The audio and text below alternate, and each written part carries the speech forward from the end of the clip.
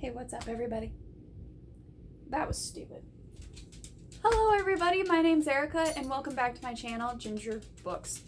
So today, I'm bringing you another historical fiction novel, and actually more of like a series right now that got me into historical fiction. And obviously, I can't get out of it because my last video was of another historical fiction novel set around crime and murder. So it's just, fitting that I talk about how I even got into historical fiction with this series.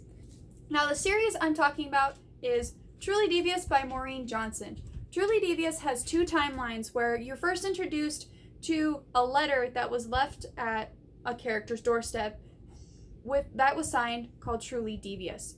So the timeline you start out in is about the 1920s, 1930s. I believe it's so it's mid-1930s. So about 1936 is where you start off in this story with the grand opening in the first year of Ellington Academy, which is set up in Vermont and was started by a huge tycoon named Albert Ellington, who, after kind of like getting himself famous, acquiring money, and starting a family, realized he wanted to give back to the youth who, kind of like himself, struggled through high school because there wasn't really anything challenging him. He is actually very intelligent and very smart, and that's how he got to where he was. And so he decided to create an academy for like-minded students that were like him, that want to actually study something more before graduating high school.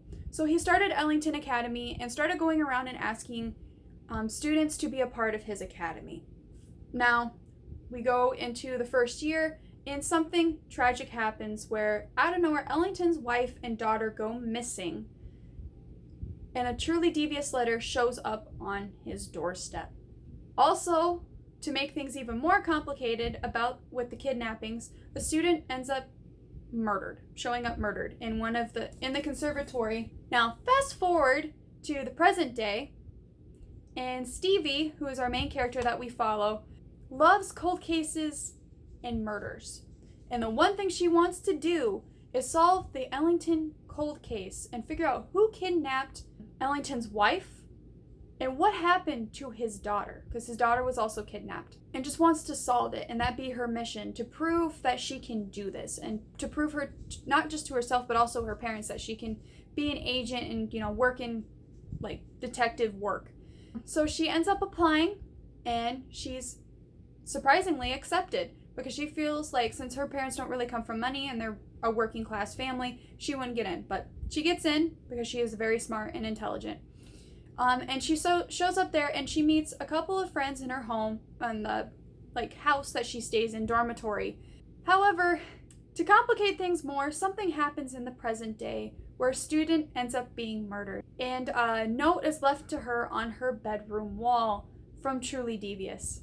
So that's how kind of like the present and the past kind of merge. And now Stevie not only has to solve a cold case of the past, but she has to solve what is going on so that the school doesn't close and she can stay. I gave this book 5 out of 5 stars because I fell in love with it so much. I loved the characters, the plot, and the historical fiction element, and that's what got me into the historical fiction genre. Now, I guess since I listed the 3 things I loved about the book, let's talk about it more. So the first thing that I love about books is characters. How well are they developed? If they represent something, how well is that representation? When plot twists happen, how did they conquer this, and how it falls into the character development. And I instantly fell in love with Stevie. She represents me so well just because I suffer from anxiety. And she deals with an anxiety disorder that is so well represented. She deals with it, how she doesn't want to try to use medication to always she wants to deal with it with herself. And that's why she loves listening to podcasts of crime, listening to, watching shows, looking over case files, seeing what, the professionals had missed and see what she could see. And that's what kind of helps with her kind of like overreactive mind, an overthinking mind, to help calm it down, think through. However, she does have a couple of panic attacks in the book, and it's also shown very well of how she just spiraled out of control, and she pretty much got lost in her own head. And it's just represented so well. So well. And I love the side characters of how they kind of played in. Even though I did wish you could have seen a little bit more of their development throughout the book. However, it was still well done, and I love Stevie, and she holds a special place in my heart, along with the male interest character in the story. Now, the second thing that I really loved about the book was the plot. Oh my goodness. I loved the dual timeline aspect, and Maureen Johnson did so well of keeping somewhat of a structure, like separation from the past to the future, but also bringing it, when you're in the present, bringing some of the characteristics and similarities of the past into the present case that Stevie has to solve. And it's just so well done. So well done. And I've read books that have failed at representing like that. I also love the plot twist.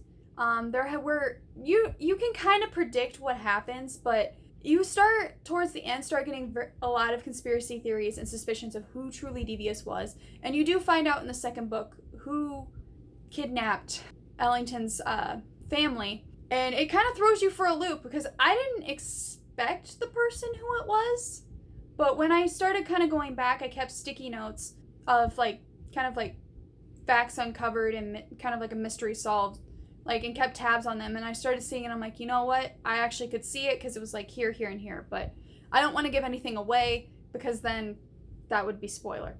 So then I want to try to keep this spoiler free as possible. But I just love the plot twist and how the characters reacted to the plot twist and how much Stevie grew because of the plot. And I just love the rich story that Maureen Johnson created using a cold case as an example. Now, obviously that leads me to the third thing I loved about the book, which was the historical element of the book and how well it was represented throughout it. And I loved how she paid attention to detail, especially when you go back into the present, the mannerisms, the way of life, paying attention to what people would have owned in the 1930s, like the clothes, the makeup, the dresses, the fancy parties, which were very frequent, especially towards the late 1930s with some of the tycoons back then. It was so well done, and I loved how Maureen paid attention to detail, so thank you. It was very well done, and I loved it. So obviously, as I stated before, I gave the book 5 stars, and of course, the book ends on a cliffhanger, which it was so well done, but it also pissed me off. I'm not gonna lie.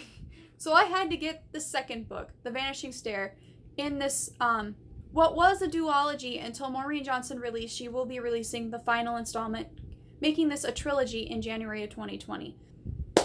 So, that also left you off on a cliffhanger, and I can't talk too much about, give it, a synopsis, because then I would give away what happened at the end of book 1 with Truly Devious. Why I love that book, too, was it definitely kept up the character development with Stevie's representation, and it felt like she started kind of being able to cope with her anxiety a lot better in this story. And I love seeing somebody that is very strong-willed conquer a disorder and a flaw in their character, and I love that, and it inspires me so much. The plot twists were times 10 in this book. Again, the reigning champ is Cassandra Clare to me, but this series is a third, so it literally goes for plot twists, the Mortal Instruments and the Shadowhunter series, Stalking Jack the Ripper series, and then this series. Go figure. And it just was even more in detail, and you start kind of figuring out, because there's 2 new characters introduced. They were kind of introduced at the end of the last book, but you see them more in the past, and they're interesting, but they were really well done of these people being very passionate about crime. They wanted to do crime and mischief.